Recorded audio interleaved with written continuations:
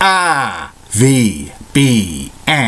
the Rich Video Blog Network, home to weekly NFL predictions, great personality profiles, great professional wrestling video blogs, great sports video blogs, great MBTA video blogs, great entertainment video blogs, and a whole lot more. Collection of my work goes back to June of 2014 on various social media websites. RVBN, the only video blog on the internet that matters. Time now is 8:01 in the evening in Belleville, Massachusetts on Sunday, March 19th, 2017, about 29 degrees out in Belleville, Massachusetts. The sun actually appeared today after being cloudy and maybe a few snow showers. We dodged a bullet with another snowstorm. Tomorrow's the official first day of spring. Some news to report on the RVBN Newswire. The Philadelphia 76ers beat the Boston Celtics by the score of 105-99. Also, the Minnesota Twins beat the Boston Red Sox by the score of 13-8 in spring training action. The Columbus Blue Jackets clinched a playoff spot in the Stanley Cup playoffs. And UMass Lowell Riverhawks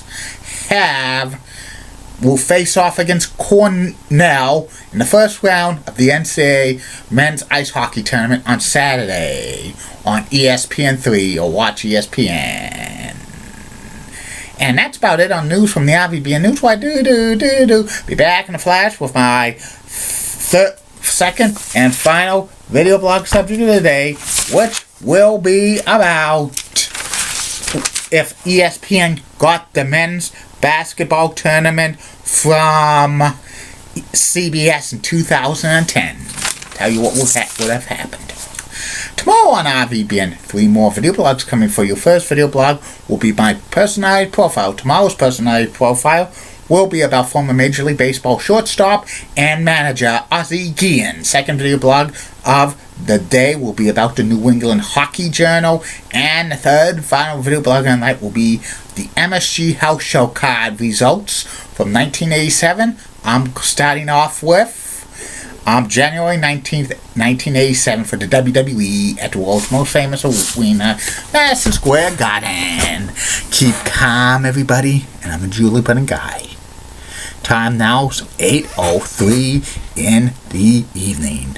If you have any suggestions for any future video blogs, private message me, and it will be addressed. RVBN, Belleville, Massachusetts. Back. My third and final video blog subject of the night is about what if CBS sold the NCAA men's basketball tournament rights to ESPN in 2010. Here's the background of it. Around 2009, CBS was losing ridiculous amounts of money for the NCAA men's basketball tournament, hundreds of millions of dollars, and they really wanted to get out of covering the NCAA men's basketball tournament. CBS has covered the NCAA men's basketball tournament since 1982, and they were talking with the worldwide leader in sports, ESPN, to take over the final 4 years of CBS's contract and continue on with it and have an extension. And the talks were actually progressing, but it had to do it was stopped because it had to do with financial money and how many teams were going to be in the NCAA men's basketball tournament, because ESPN was talking about expanding it, and the talks blew over and it ended, and CBS entered an agreement with Turner Sports in 2011. What if ESPN bought the rights to to the NCAA men's basketball tournament from CBS in 2010, I can tell you this. ESPN would have probably expanded the tournament to eliminate the NIT and have 96 teams and probably spread it out with, do it 4 weeks. Also, they would have probably have to utilize many ESPN channels like ESPN, ESPN2, ESPNU, ESPN News, and also ABC, which that's the parent company of Disney, and they would have put some games on it, but not the championship game. Probably they would demand that ABC show at least 1 or 2 weekend games during the tournament. Also, ESPN would have probably had Dick Vitale be part of the top broadcasting team with Brad Nessler or Sean McDonough, and probably hosting the Final Four would have been Chris Berman, and ESPN would have probably promoted the heck out of the NCAA men's basketball tournament on ESPN and all their talk shows. But if ESPN got the rights to the NCAA men's basketball tournament, they would probably be suffering very, very financial troubles, especially now that the subscriber base of ESPN is dwindling down because of cord cutters, and plus of them have to cut back talent. If ESPN had the NCAA men's basketball tournament right now, plus having national playoff, college football championship, and NFL Monday Night Football, that would have been such a real burden on ESPN's bottom dollar.